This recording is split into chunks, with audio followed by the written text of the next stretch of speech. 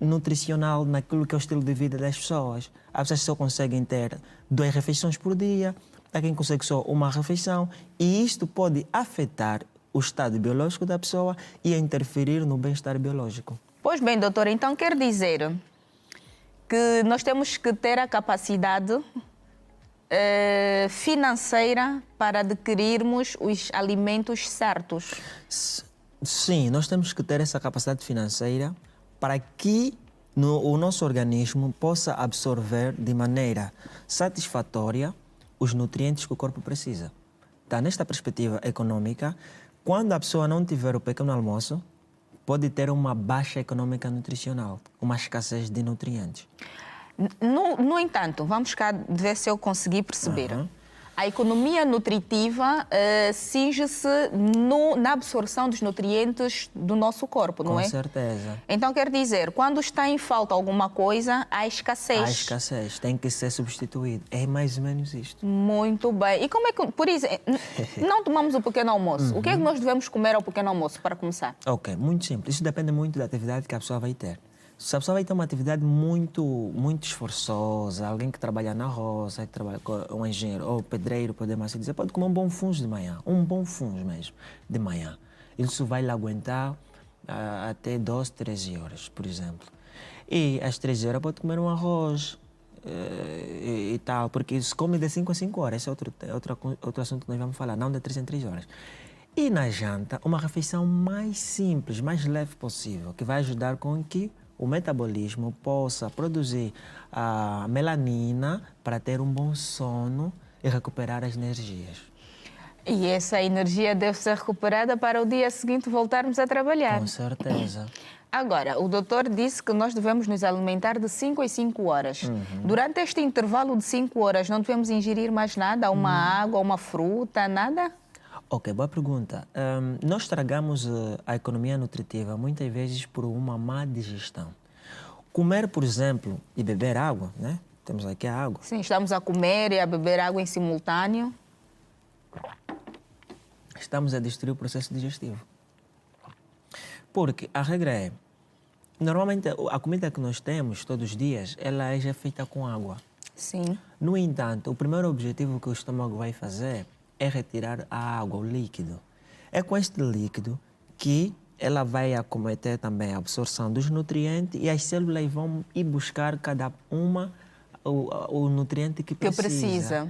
Onde vai na questão da endocrinologia, a hipófise, muito mais questões hormonais, para dar a funcionalidade energética do ser humano. A pâncreas vai precisar do açúcar, o sal vai ser necessário também. Então, o nosso organismo precisa ser respeitado.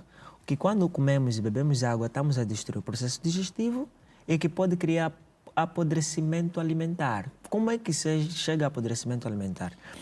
Comeu 30 minutos, não fez? Não, 30 minutos, depois de 30 minutos entrou uma maçã. Depois de 30 minutos entrou um chocolate. Depois de 30 minutos entrou uma gasosa. Estamos ali a petiscar. O ploro já fechou. Ok. Porque depois de 30 minutos o ploro fecha, já não pode entrar nenhuma comida. Tudo o que vir vai ficar fora. A pessoa vai sentir tipo barriga empanturramento e muito mais. Não é mais empanturramento da primeira refeição, mas dos outros acréscimos. Do que foi ingerido. Com certeza. E esses acréscimos vai criar a putrefação, por quê? Porque ele vai ficar por fora. Até que o organismo abre para entrar, já leva muito tempo. Então a regra é beber água 30 minutos antes da refeição. Ou 30 minutos depois. Não, também. Também não? 2 horas depois. Muito bem. Ou 1h30 é que deve beber água após a refeição. Então, temos que beber água rigorosamente 30 minutos antes da refeição. Da refeição. Eu sei que vou comer às 12 horas, 11h30, faço a toma d'água. Muito bem. Depois da refeição, aguarda 1h30 ou 2 horas. Depois é que bebe água suficiente. Sim. Esta água suficiente, imagina só, aqui já estamos a falar 3 horas. Sim. Comeu, aguarda 2 horas, né? Estamos a falar já é coisa de Sim. 2h30, uma coisa assim. Aquela água que vai beber vai te aguentar mais umas 2 horas para se preparar para a próxima refeição. Muito bem. E as pessoas, doutor, e as pessoas que normalmente fazem a ingestão de água, não é, de 30 em 30 minutos, ou estão a trabalhar, têm ali o seu copo, um golinho, também faz mal? Certo, porque nós não podemos ter um hábito errado no consumo da água. Tudo é por regra. Se nós acharmos que, não, o doutor disse que temos que nos hidratar. Hidratar não é beber toda hora. Sim. Hidratar tem que ser com regra. Sim. Confesso-te que recebo no consultório pessoas que trabalham em certas instituições que recebem a recomendação de beber 3 litros por dia. Sim. Isso é errado. Não importa que seja qualquer instituição. É errado. E 80% dos casos que eu recebo são pessoas que trabalham, que fazem serviço de offshore. Dizem que o ambiente é quente e muito mais, mas eu não concordo muito com isso. Por quê? Eles passam a urinar muito depois, e depois de urinarem muito, quando vejam uma publicidade nas redes sociais de sintomas da próstata, vão pensar Que estão já com cancro da próstata. Aí está, vão já nos procurar muito mais. Então, eu digo que...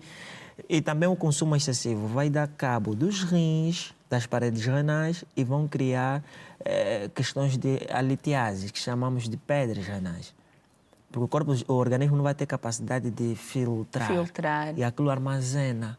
No entanto, não pode se exagerar. Não importa se está a fazer offshore, não importa. Bebe 1 litro. Então, doutor, o que é que quais são as horas recomendáveis para beber água? Ok. As primeiras horas do dia, quando acordamos, antes de escovar a boca, devemos beber água. Porque existem bactérias... Que quantidade? 200 ml, meio litro, 1 litro?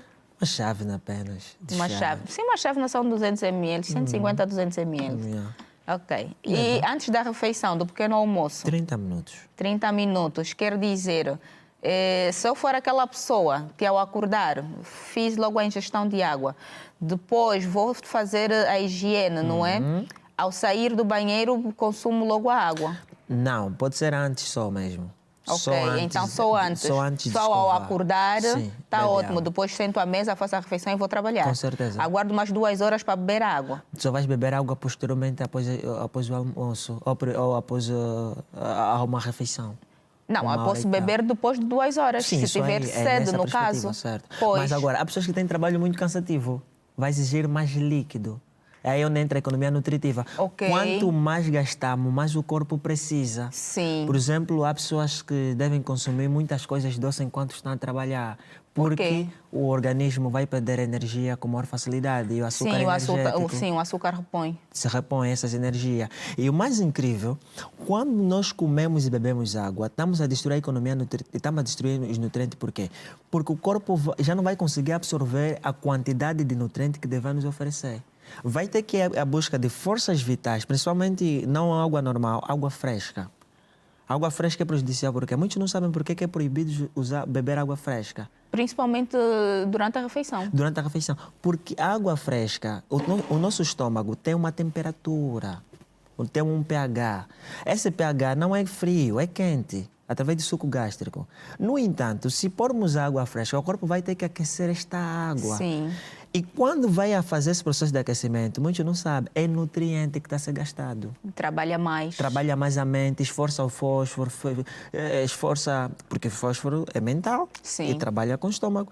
Vai esforçar outros nutrientes vitais que seriam necessários para fazer outro tipo de atividade. Exatamente. Então a pessoa já está a destruir a economia nutritiva. Pois bem, doutor. No entanto, vamos focar nas consequências. Quais as consequências, não é, que a economia nutritiva pode trazer antes de falarmos dos benefícios. Mas vai falar sobre isso quando voltarmos do intervalo. Com certeza. Muito bem. Okay. E eu convido assim para conectar-se agora, visitar as nossas redes sociais, ir até o nosso portal giranoticias.com e não sair daí. Volte connosco.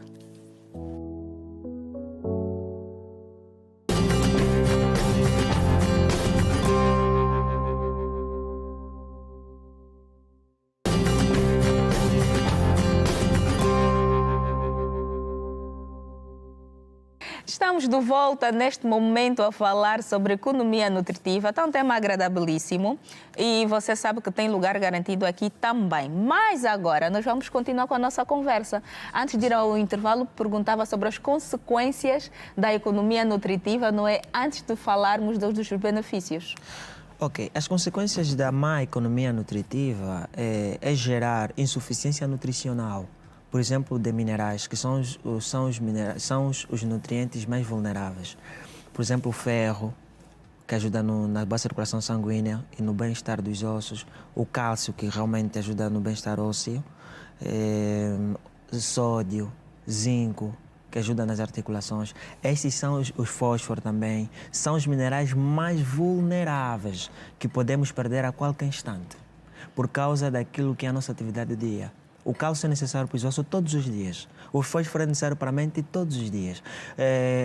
O zinco para as articulações todos os dias. Quer dizer, se nós não nos alimentarmos com comidas que têm nutrientes em primeiras escalas, sim, a chance maior de termos problemas de má economia nutritiva é maior.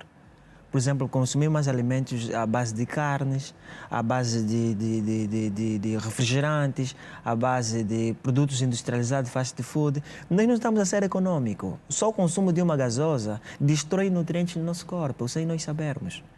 Porque para o corpo manter a estabilidade satisfatória, para não nos fazer mal, ela se esforça no máximo para buscar outros nutrientes para se enquadrar com essa bebida. Exatamente. E isto já é perca de nutriente. É por isso que a pessoa vem e não está pensando, não está conseguindo raciocinar. Eu cresci como vegetariano e eu já agradeço por isso. Quer dizer, há aqui uma coisa curiosa. A maior parte dos naturopatas já nascem vegetarianos. Sério, a minha mãe ela já tinha ideologia nutricional desde a tenra idade, por causa de questões religiosas e muito mais. Então, influenciou-nos todos como filho. Sim. E eu já agradeço por isso. Muito bem. Quer dizer, ser mesmo vegetariano é outra coisa. A mente é mesmo totalmente diferente. Diferente, é mais aberta. É mais aberta e há outra visão da interpretação das coisas e por aí fora. No entanto, se nós tivermos um estilo de vida errado, vamos sim ter muitos problemas na economia nutritiva, como, sendo mais prático, né? Sim. Por exemplo, a questão a falsa formação em economia nutritiva, não tem outra coisa. É Mas DNA. por parte, sim, é DNA, é genético. E DNA que é comida. O DNA só se forma em bom estado através daquilo que comemos. Mas quando já vem de pais portadores, não tem como. Eu não concordo muito com isso, porque quando nós nascemos com DNA, mas Sim. ao longo da vida nós podemos alterar este DNA. É por isso que nossos filhos vêm com uma outra característica dos nossos ancestrais. Sim. Que quer dizer, alguém pode nascer com percentagens de falsa formação, mas ele pode não ser portador durante a vida.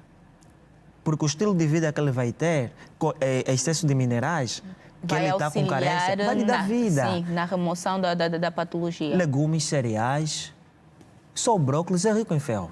Mas as pessoas não gostam de comer isto. Então, a insuficiência o não consumo de nutrientes saudáveis, alimentos de primeira escala, vamos continuamente ter esse problema. O albinismo, por exemplo, também questão nutricional. Se a mãe ao longo da gestação... Doutor, está aqui a levantar umas polêmicas. Vamos ter muito respaldo no Facebook. Sem problema. Uma mãe que não tiver uma boa alimentação enquanto está gestada, vai nascer filho doente. Se não apanhar o sol da manhã, como é que vai oferecer a vitamina D? Vitamina D no seu filho. Sim. Estamos a crescer com uma geração que tomar o sol da manhã é ser alérgico. Estar no ar-condicionado Como é que isso é possível? Não tem como. 80% da juventude hoje pensa que ficar no sol é ser alérgico. A pessoa acorda, não é as primeiras horitas, 15 minutos de banho do sol é salutar. Mas existem pessoas que estão a crescer com uma ideologia que tomar o sol faz mal à pele, queima a pele. Muito pelo contrário. E precisa sem o protetor solar. Depois dos 15 minutos é que passa o protetor para poder melhorar a qualidade da pele. E agora veja aqui um esquema. Toda pessoa que sofre de insuficiência mineral, nesse caso o falciforme, sim, precisa do sol todos os dias da sua vida. Mas ficam à sombra, né? Mas ficam à sombra. Como é que o bebê... Esta é uma polêmica que nós estamos aqui a levantar. Não é um problema, porque há bases, os minerais, não importa, o bebê pode beber muito leite. Não importa se estão a dar o leite de vaca. Mas leite de vaca não faz diferença? Não concordo com isso, porque ela tem nutrientes em segunda escala. Vou explicar isso bem depois. Sim. A pessoa pode beber, pode consumir todo o alimento nutricional em primeira escala, por exemplo, ou secundária, mas os minerais só ficam no corpo por causa do sol. Se a pessoa não pega o sol, que é a vitamina D, não vai ter minerais no corpo.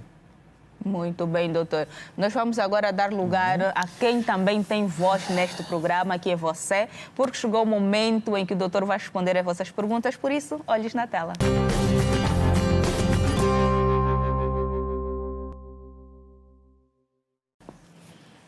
Doutor, queria saber como é que podemos economizar e ao mesmo tempo devemos comer bem.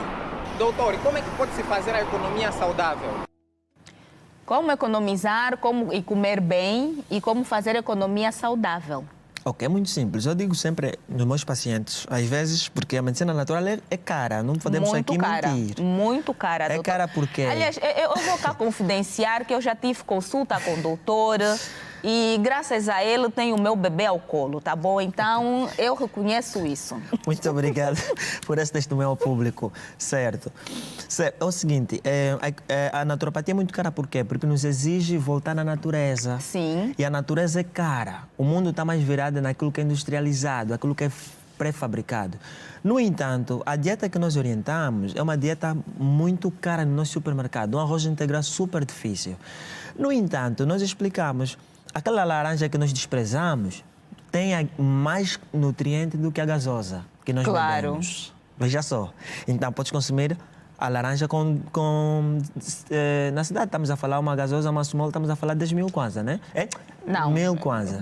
Sim, se Mil for no kwanza. restaurante, 1000 kwanzas. Yeah. Se for nas tias, acho que está por aí a 250 ou 300, Não, 500 kwanzas, né? 500 kwanza, por aí Ok, fora. eu já não sei, eu não conheço os preços. 700, já deram sinal já, ali. 700? kwanza. Pronto. E o mais incrível é mesmo uma Coca-Cola, né? Nós podemos substituir com uma laranja, manga, que nós podemos comprar uma sacola cheia Sim. e consumir.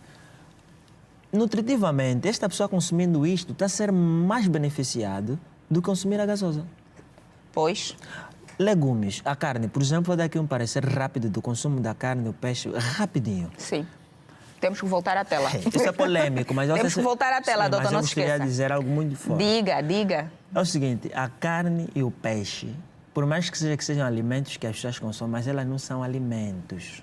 Elas foram feitas para viverem. Nós consumimos ela como produtos em segunda escala nutricional. Quer dizer, ela, por natureza, não faz parte da classe alimentar do ser humano. Nós consumimos elas como nutriente em segunda escala. Os que Deus fez para nós consumirmos em primeira escala são as ervas, legumes, tudo que está aí. Porque tem nutriente em primeira escala. Porque o animal... Ela não é nutriente, vou só dar uma base aqui básica. Ela não é nutriente em si, mas ela possui nutriente. Por exemplo, se me matarem neste momento, podem comer a minha carne. Porque a minha carne tem nutriente daquilo que eu comi durante o dia. Mas a minha carne que ele vai comer não vai se beneficiar da mesma natureza que ele consumir legumes.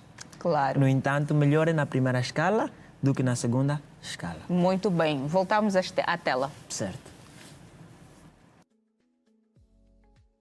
É possível comer bem e gastar pouco?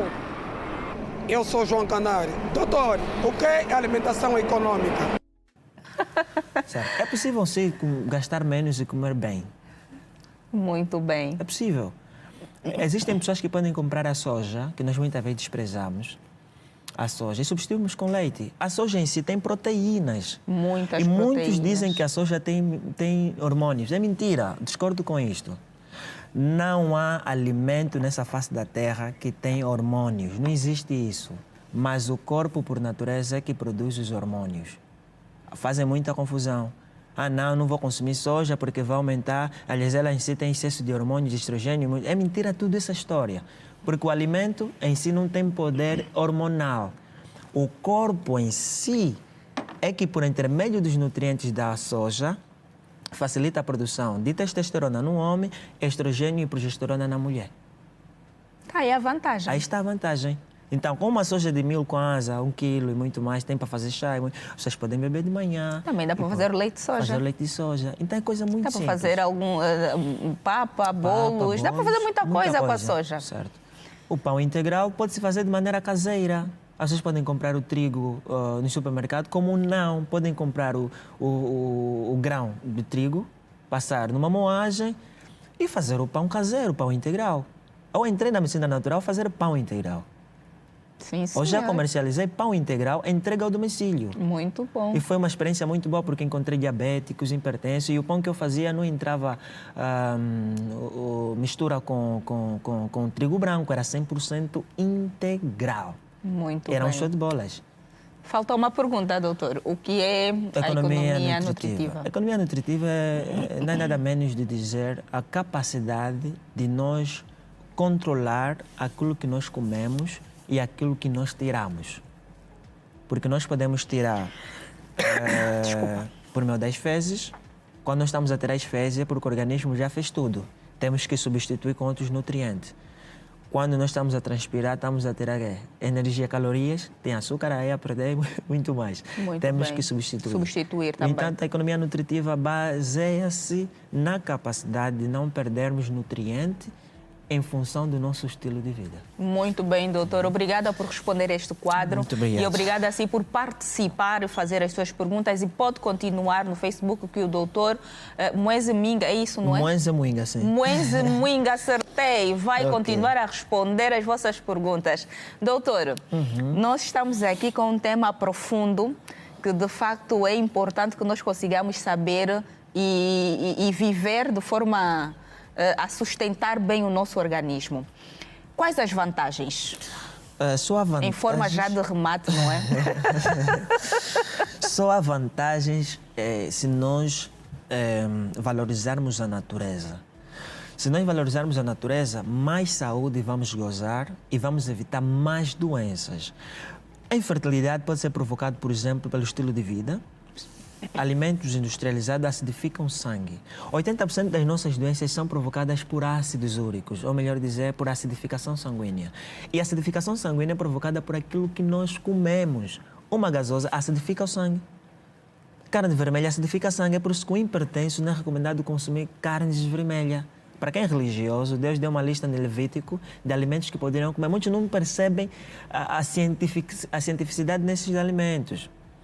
As carnes que ele manda comer são as carnes mais limpas, que os animais se protegem mais. Por exemplo, o peixe de escamas são os peixes mais limpos do mar, porque a escama contém a impureza. Sim. Então, se nós comermos mais o peixe de escama, termos um estilo de vida, caminhadas e muito mais, não uma vida sedentária, consumir água no momento certo, não consumir água antes de ir para a cama, que infelizmente muitos recomendam fazer, não recomendo isto, porque vai dar alarme de prostatite, que não é prostatite, pode dar questões de acidente por causa da circulação, que vai ser acelerada por causa do consumo de água antes.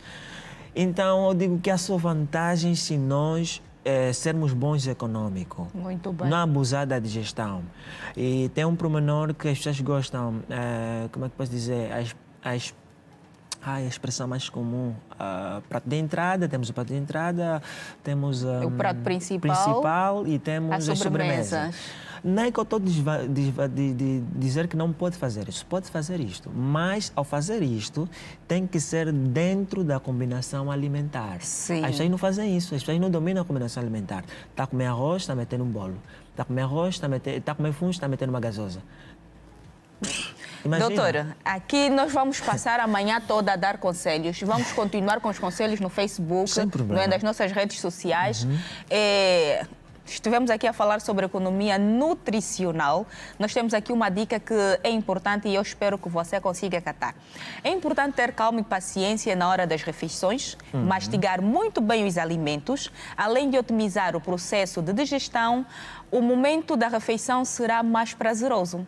Também é aconselhável evitar os fritos, café, refrigerantes, bebidas alcoólicas e alimentos ultraprocessados. Além disso, é importante incluir na sua tabela alimentar alimentos ricos em nutrientes reparadores de crescimento da mucosa, como vitaminas A, B12, C e a vitamina E, ácido fólico e zinco. Doutor Ernesto, muito obrigada. Obrigada a si por estar conosco.